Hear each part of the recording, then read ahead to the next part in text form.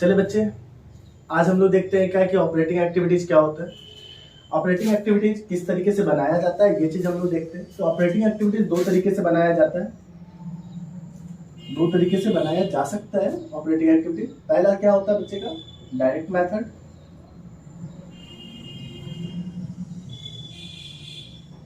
है ना, और दूसरा होता है इनडायरेक्ट मेथड। मतलब दो मेथड से आप क्या बना सकते हो, ऑपरेटिंग एक्टिविटी बना सकते हो। ये जो एक्टिविटीज है, डायरेक्ट मेथड वाली एक्टिविटी जो है वो आपको बिहार बोर्ड में और सीबीएसई में, मतलब बिहार बोर्ड में तो पूछता है लेकिन सीबीएसई में नहीं पूछता है। लेकिन इनडायरेक्ट मेथड वाले जो कॉन्सेप्ट है वो आपको बिहार बोर्ड और सीबीएसई दोनों में कंपलसरी है। तो कहीं ना कहीं डायरेक्ट मेथड बिहार बोर्ड में भी पूछता है। मैं बिहार से बिलोंग करता हूँ, मैं पहले भी बताया हूँ, इसलिए बिहार बोर्ड से रिलेटेड मैं डायरेक्ट मेथड बताने के लिए तैयार हूँ। अब डायरेक्ट मेथड पहले बता दूँ, फिर मैं इनडायरेक्ट मेथड में चलता हूँ। चलिए सबसे पहले आते हैं डायरेक्ट मेथड वाले। डायरेक्ट मेथड में कैसे किस तरीके से हम लोग कैलकुलेट करते हैं कि ऑपरेटिंग एक्टिविटी, ये ऑपरेटिंग एक्टिविटीज किसका ऑपरेटिंग एक्टिविटीज, तो हम लोग कैश फ्लो का हम लोग देख रहे हैं। तो कैश का फ्लो मतलब कैश का इनफ्लो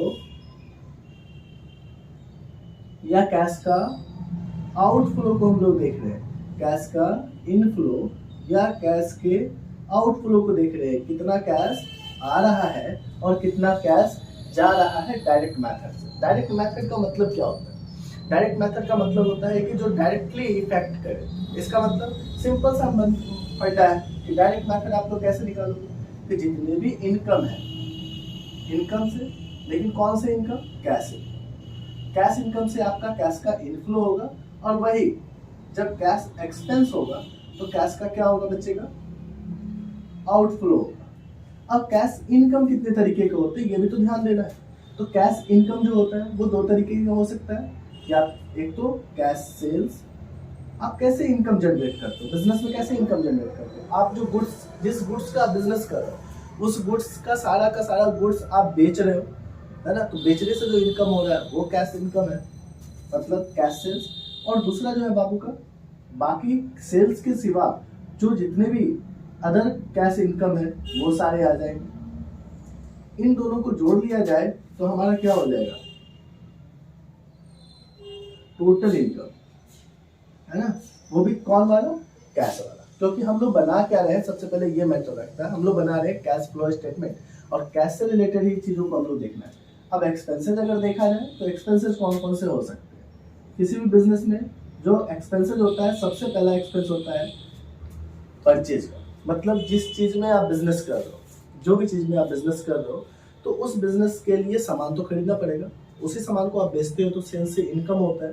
तो जैसे ही सारे एक्सपेंस करते हैं तो सबसे पहला एक्सपेंस क्या होता है, उस सामान को खरीद कर उसको पे करना। तो कहीं ना कहीं कैश परचेज आपका क्या है, एक्सपेंस है। और फिर बाकी अदर एक्सपेंस, मतलब उस बिजनेस को ऑपरेट करने से रिलेटेड बहुत सारे एक्सपेंसेज होंगे जो परचेज के सिवा भी होंगे।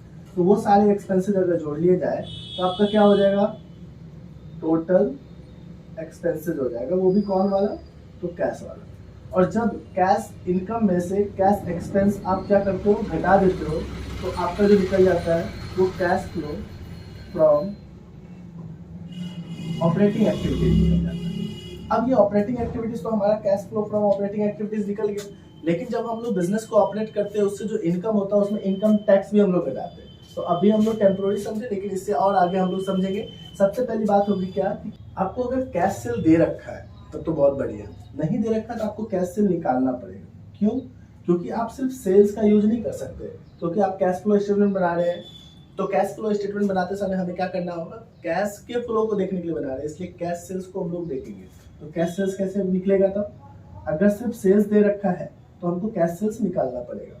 कैसे निकालेंगे, तो कैश सेल्स में हम लोग क्या करते हैं, जितना सेल हो रहा है उसमें हम लोग जोड़ देते हैं ओपनिंग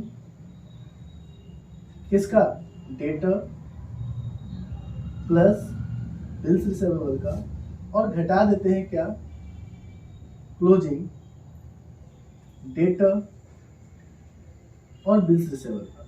तो जैसे ही घटाते हैं तो हमारा जो निकल जाता है वो कैश सेल निकल जाता है। अब बच्चे पूछेंगे सर कैश सेल कैसे निकला ये दोनों, तो ये बात याद रखना है कि जब भी डेटर और बिल्स रिसीवेबल जो बनता है वो क्रेडिट सेल्स से ही बनता है। तो ये सोच लो कि आपके पास क्रेडिट सेल जो था पिछले साल 5 रुपये का था और इस साल जो है आपका 2-3 रुपये का क्रेडिट सेल है। तो आप बताओ दोनों के बीच का डिफरेंस कितना हो गया? 2 रुपया। तो आपने ओपनिंग जोड़ा, क्लोजिंग घटाया और ये पता चल गया कि इसमें से 5 रुपये का चीज अब 3 रुपया बचा। इसका मतलब क्रेडिट सेल वाले में से कुछ आदमी ने आपको पैसे दे दिए, इसलिए ओपनिंग जोड़ते हैं और क्लोजिंग घटाते हैं, जिससे हमारा क्या निकल जाता है? Cash cell. और कैश सेल जैसे ही हम लोग अपने कैलकुलेट करेंगे यहाँ पे हम लोग पुट कर देंगे। फिर आता है कैश परचेज। अब कैश परचेज वाली बात भी हम लोग समझ लें।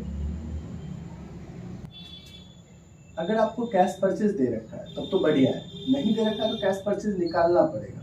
तो कैसे निकालेंगे हम लोग? परचेज में हम लोग जोड़ेंगे ओपनिंग किसका? बिल्स पेबल और क्रेडिटर्स का। और क्लोजिंग हम लोग क्या करेंगे?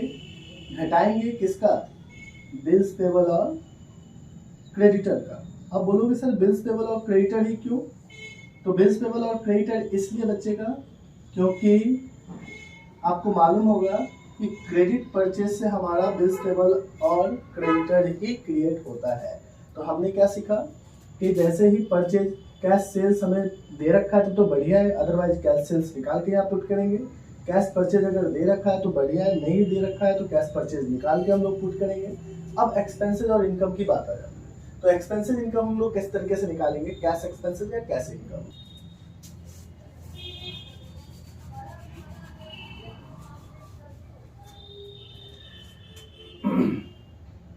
तो अब हम लोग देखेंगे इनकम और एक्सपेंस। अगर इनकम और एक्सपेंस आपको कैश में दे रखा है तो बहुत बढ़िया है, नहीं दे रखा है तो इनकम एक्सपेंस को भी आपको कैश में कन्वर्ट करना पड़ेगा।